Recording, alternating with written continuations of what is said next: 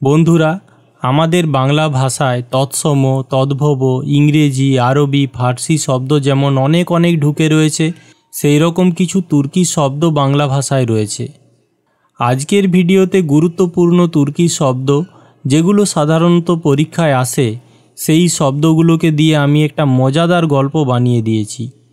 গল্পটা মন দিয়ে শোনো এবং ভিডিওটি দেখো, তাহলে দেখবে তুর্কি শব্দগুলো তোমাদের অনায়াসে মুখস্থ হয়ে যাবে। তুর্কি শব্দগুলোকে আলাদা করে নীল রঙে মোটা হরফে লেখা হয়েছে যাতে তোমাদের বুঝতে সুবিধা হয়। চলো গল্পটি শুরু করা যাক।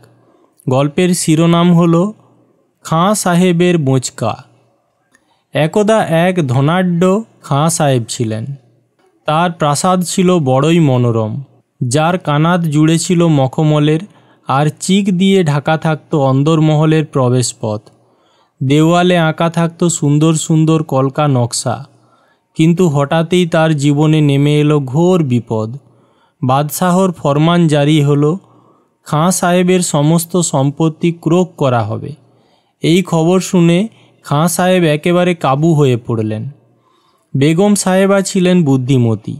তিনি বুঝলেন এখনই পালানোর ব্যবস্থা করতে হবে। তিনি তার বিশ্বস্ত বাবুচিকে ডাকলেন। বাবুচি তার হাতের তৈরি সেরা কোরমা রাঁধতে শুরু করলেন, যা তাদের দীর্ঘ পথের খাবার হবে। বেগম সাহেবা দ্রুত হাতে তার প্রিয় ধারালো কাঁচি দিয়ে কয়েকটি কাপড়ের টুকরো কাটলেন। জরুরি কাগজপত্র, কিছু সোনার মোহর আর গয়না একটা ছোট বুঁচকিতে ভরলেন। খাঁ সাহেবের তলোয়ার, মূল্যবান পোশাক আর কিছু জরুরি জিনিস একটা বড় বোঁচকায় বাঁধা হলো। প্রাসাদ থেকে বের হওয়ার জন্য একজন শক্তিশালী কুলি ডাকা হলো। তার মজুরি বক্সিকে দিয়ে মিটিয়ে দেওয়া হলো। কিন্তু পালানোর আগেই সদল বলে হাজির হলেন এখানকার দারোগা সাহেব। তার হাতে ক্রোকের হুকুমের কাগজ। দারোগা ছিলেন অত্যন্ত কড়া মেজাজের। তিনি খাঁ সাহেবের কাছ থেকে তার সমস্ত পদ আর তকমা কেড়ে নেওয়ার কথা ঘোষণা করলেন। তিনি বললেন, নবাব সাহেব প্রতিরোধের চেষ্টা করবেন না। শহরের তোপখানা থেকে এখনই তোপ দাগার হুকুম আসতে পারে। আমাদের কাছে যথেষ্ট বারুদ মজুদ আছে। অন্ধকার রাতে দারোগার পকেট থেকে একটি চকমকি পাথরের আলো ঠিকরে উঠল।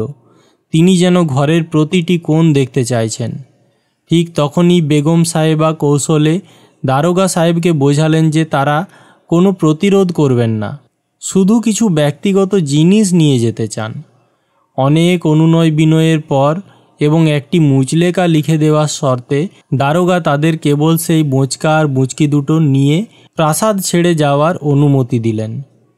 ভোর হওয়ার আগেই কুলির কাঁধে বোঁচকা চাপিয়ে আর বেগম সাহেবা নিজে বুঁচকি হাতে নিয়ে খাঁ সাহেব প্রাসাদ ছেড়ে বের হয়ে গেলেন।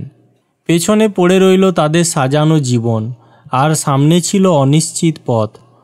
কিন্তু হাতে ছিল জরুরি জিনিস আর মনে ছিল বেঁচে থাকার তাগিদ। তাহলে এতক্ষণ তোমরা তুর্কি শব্দগুলিকে নিয়ে একটি মজাদার গল্প শুনলে। গল্পটি যদি আরও কয়েকবার শোনো বা ভিডিওটি দেখো, তাহলে তোমাদের খুব সহজেই শব্দগুলি তোমাদের চোখে জলজল করে ভাসতে থাকবে। আলাদা করে বই থেকে মুখস্থ করার দরকার নেই।